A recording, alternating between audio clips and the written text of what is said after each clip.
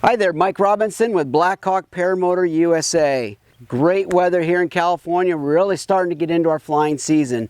Long distance flights in the morning, long distance flights in the evenings. The cooler weather is great. Today, I've got something new to show you. And this is really cool and we're really proud of it.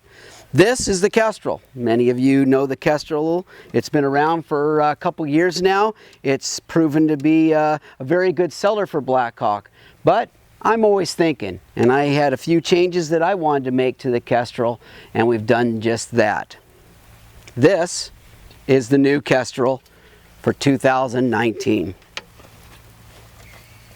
Isn't she pretty?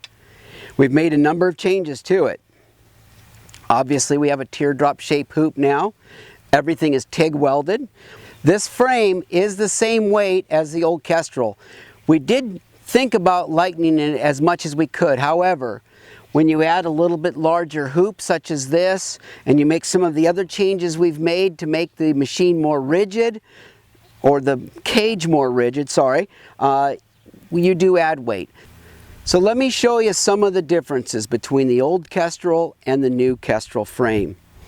One is we wanted to have one engine mounting plate that would handle all of our engines versus using banana brackets and spacers. We've been able to eliminate all of the spacers and all of the banana brackets. In this case, this is a 125 mounted on the Kestrel, the old Kestrel frame. And we have 4 half-inch spacers and we have 4 1.5-inch spacers, plus we have the banana brackets. That adds weight. It also built the engine out, which gives you the perception of the engine or the frame, everything cumulative, weighing more. Some of the other differences between the old Kestrel and the new Kestrel are the bottom kickstand that we call. It's that little curved piece down there. That sticks out approximately 3 inches. And if a number of butt landings, so to speak, are to happen, it can cause that to bend and then the unit will not stand up. We have shortened that considerably. Now it's only 1 inch and it still works perfectly. This is the new Kestrel frame. It's very rigid because of some changes that we've made. The seam is no longer in the center of the hoop. We've moved it to the side. Often when a glider is coming up, if it comes up off to the side or it's still staying down low and the student or pilot is still applying quite a bit of throttle, most cages flex mostly in this area right here. Without having a seam in the middle, it's really added a lot of rigidity to the frame. We've also made the frame slightly wider and we've made it taller by about 2 inches. That shortens the rods. Again, that adds rigidity. I mentioned earlier about the mounting plate versus the banana brackets and spacers. You can see here that it's one single mounting plate now. This does handle both the Talon 190 and the 125. This engine is a lot closer to the pilot's back, making it feel even lighter. Okay, so down below you'll see the change that I'd spoken about earlier regarding the kickstand. You can see that it is much closer to the hoop itself and less susceptible to bending or breaking. It works perfectly, and actually I think it looks pretty good. I'll go ahead and turn the unit around so you can see a couple other changes that we've made. We've done a lot of testing on adjusting of the thrust line. That's the motor versus the hook-in point for the glider.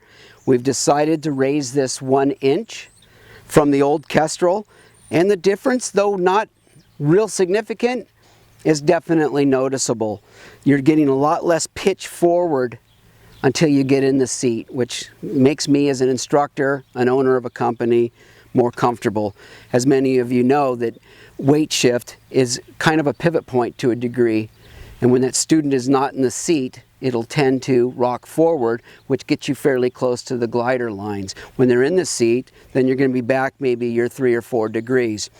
The balance here is beautiful. It flies really nice.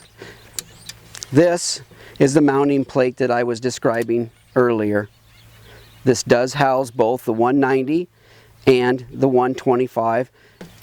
All of the connection points are now CNC'd plastic, and they go into the hoop a substantial distance so that there's no flexation or torsion side to side with these connectors. We still use the same quick release snaps, and the Kestrel frame still splits in half, allowing you to carry your fuel tank in one hand and your engine in the other, and pack it in something as small as a Walmart suitcase. Last but not least, we've gone back to the 2-string tightening system. We feel that this is much safer, that we're able to tighten the net, breaking it down in roughly 10-inch increments. Rather than one 20-inch opening here, it's two 10-inch openings, and the netting is still knotted at 1 3/4 inches on all 4 corners. This will allow you to not stick a whole hand, etc. through there. With that said, you know that you must be careful when starting these motors. It's best to have the motor on your back or tied to something substantial such as a pole or a tree. As always, you should have an instructor and be with your instructor when you start your engine the first several times at least. We have new warning stickers too, and the BlackHawk label that's on the side of the hoop. As always, BlackHawk is committed to innovation and quality. In addition to the quality, please remember that on all BlackHawk equipment, including the motors, there's a 2-year manufacturer's warranty. Our service is second to none. If you have any questions whatsoever, we have a full tech service department, of course a sales department. If you want to talk to any of us, please give us a call, 209-786-7899.